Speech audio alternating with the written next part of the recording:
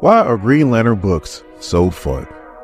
My name is Dorian, this is SEM Comics. We are continuing our coverage of Absolute Power with Green Lantern number 15. So our story starts off with Hal Jordan and Wally West. They're on Wally West's bike, but Hal's the one that's doing the flying or riding, whatever it is. And Wally keeps calling him Uncle Hal. And it threw me off because when I started reading comic books, Wally West was the Flash. Like, he was the Flash. Barry Allen was gone. You know, Crisis on Infinite Earths happened, and Wally West took over as Flash, and he was Flash for like 20 years. So I just sometimes forget that Wally West started off as Kid Flash, and he looked up to Hal Jordan. That's why he's calling him Uncle Hal.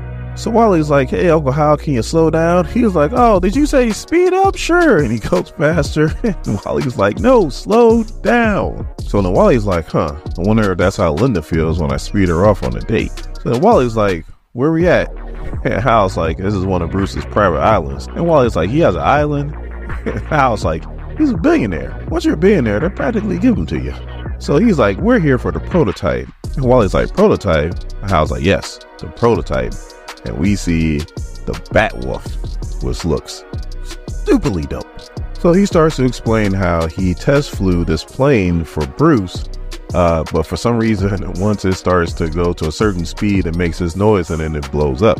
He had his ring to protect him last time, and Wally's like, but your ring's to powered. He's like, yeah, but you gave me this nifty flight jacket, so that should protect me. And then Wally's like, and Bruce is okay with this? And as soon as he said that, all of a sudden, all you hear is Batman's like, ow. Hey, I got an alert says that you're at the island. So I was like, yeah, I'm about to take the prototype out. And Bruce is like, you mean the plane that happens to explode in midair? And I was like, yeah. And Bruce is like, no, I can't let you do that. That's too dangerous. I'm gonna go ahead and I'm gonna shut it off. And then Bruce is like, why isn't the kill switch working? And Hal's like, you know what's wrong with you guys that are really disciplined? It makes you predictable. And Hal fires up the engines. Now, the reason why he has this plane is because he feels like this is the only thing fast enough he can get away from those Amazos robots. So they're pretty much going to go to the Hall of Order. They're going to infiltrate it and get whatever information they need to get from it. Then they're going to go power up his ring.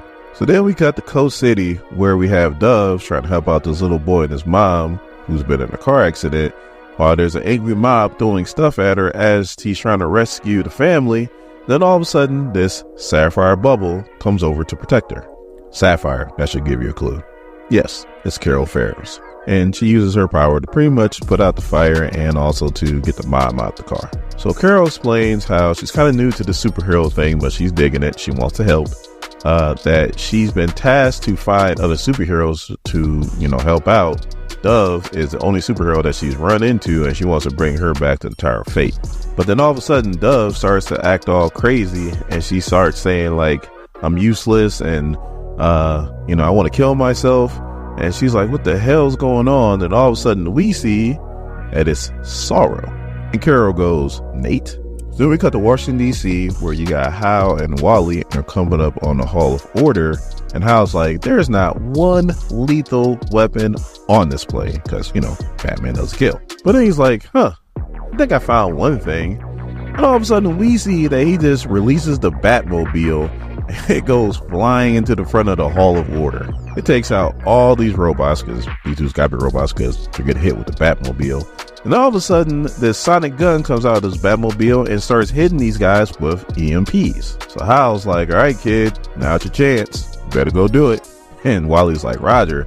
He flies in there, or he rides in there, and he has one of Mr. Terrific's T-Spears. And Mr. Terrific told him, all I gotta do is put it by the computer, it'll do the rest. And that's exactly what happened. So all of a sudden the Batmobile explodes, and Wally's like, Hal, you got a major problem. Yes, that major problem is Major Force, and he's being controlled by a Brainiac Queen, even though she's dead or in another dimension. She ain't here no more. That's for damn sure. And if you're wondering what I'm talking about, that happened in Absolute Power number 3. Don't worry, your boy got you. Link is always in the description. So Hal hits him with a smoke bomb, and he goes, kid, that was only smoke. You need to get the hell out of here, and I'll lead them the other way. So now we cut to Gomorrah Island, where Alan Scott is still talking to Jadestone. Now, Jadestone should have been rebooted from, issue 3 of Absolute Power. Because, everybody got rebooted, but maybe the Starheart protected them. Like, I don't know, like somebody needs to explain to me, kind of square their circle on why Jadestone is still not rebooted. Silent Scott pretty much summed this up in a nutshell. It's like, you have a choice. You could choose to be good, or you could choose to be bad. You could choose to be a destroyer. You could choose to be a creator. It's up to you, but it's your choice, nobody else's. So he gets an alert telling them that Hal Jordan is attacking the Hollow Order and that they want him to go intercept him. So as he's walking away, Silent Scott says, remember, your choice. So now we cut back to Coast City. All right, let me get you guys a lowdown on Sorrow.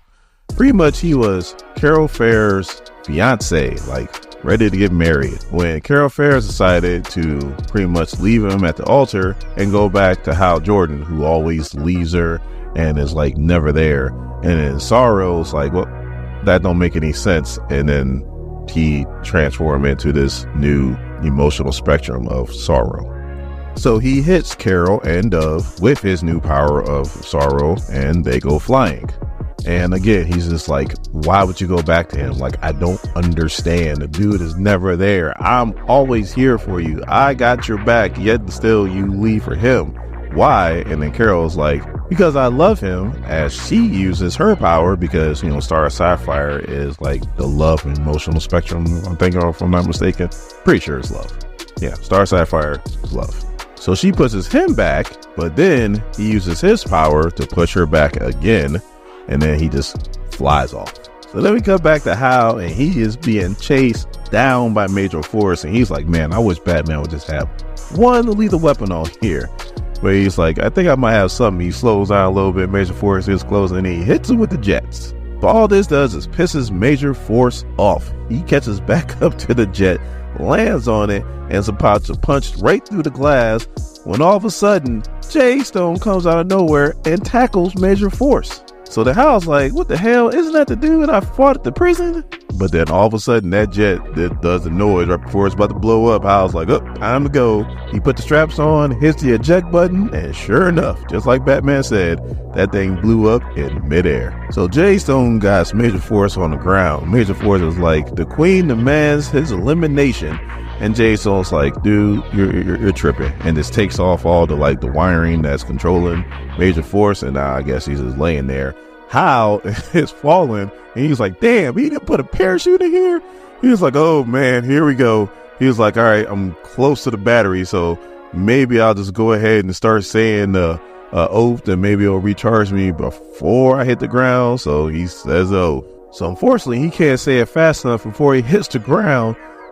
So he closes his eyes and he opens them. He's like, I didn't hit. And we see that Jadestone caught him by the leg.